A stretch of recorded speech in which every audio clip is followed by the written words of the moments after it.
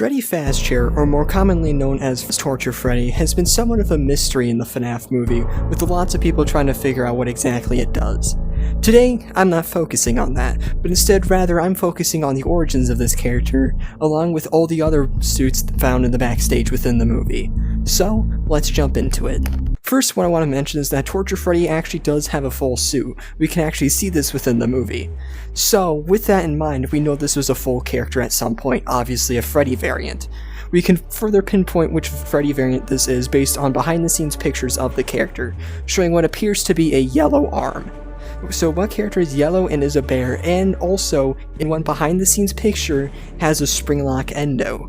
That's right, Fredbear.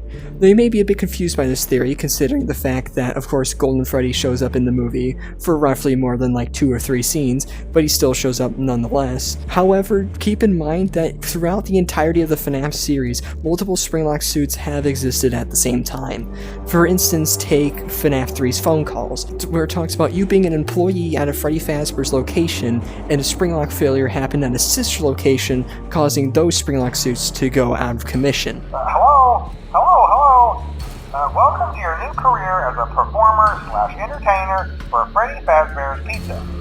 These tapes will provide you with much needed information on how to handle/climb into/climb out of mascot costumes.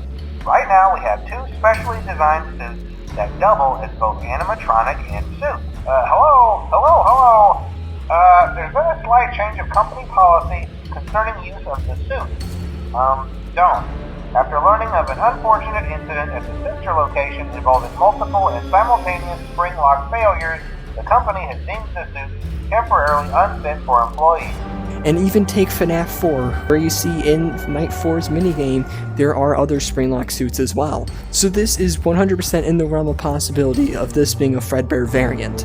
Now, we all know what Springlocks look like. Heck, Vanessa points them out while explaining to Mike that yes, they are Springlocks and they work almost exactly the same as they did in the games. They're Springlocks. They're on all the older models. They were designed to keep the animatronic parts in place so that a person could safely wear the suit. Like I said, unstable. And along with Vanessa's mention of the Springlock showing the demonstration, Mike also picks up on this later on in the movie as Afton gets Springlocked and of course shows the blades.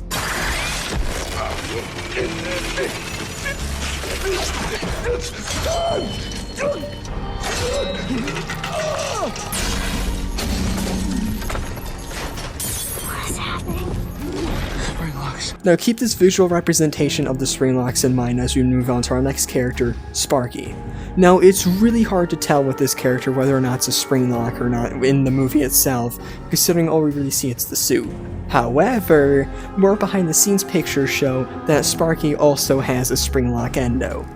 What this could mean for the lore itself, it's never 100% confirmed that this animatronic is Sparky. The community calls it that, YouTube's calls it that, basically every other source says it, other than the movie. The closest we've got to a mention was the diner, which Sparky had nothing to do with in this movie. So this could be an entirely different character. I mean, remember, Fetch exists, not to say that this is Fetch, but just to say this could be another dog animatronic introduced into the universe, which of course may date back to Fredbear's Family Diner, or possibly even closer to the movie or wherever you want to stick that character in the timeline. Next and final character is Shadow Freddy. Now, in regards to Shadow Freddy, I cannot say if Shadow Freddy's a part of the Springlock gang we have going on here. Because as far as we know, there is no behind the scenes pictures of Shadow Freddy with an endoskeleton. The closest we get is just the neck bit, so we can't see if it has the Springlocks or not. But considering that it's with the other Springlock suits, we can kind of assume that they're just kind of keeping them all in one place. So yeah, for Shadow Freddy, it's just purely speculation until we get more info on this character. I would assume they would appear in the next movie, which may further the plot points of this character, which may help explain what era it's from, or even just what purpose it has. So yeah, just purely speculation right now. Considering it's been thrown in with other Springlock suits, we can probably assume this links to the other Springlocks as well.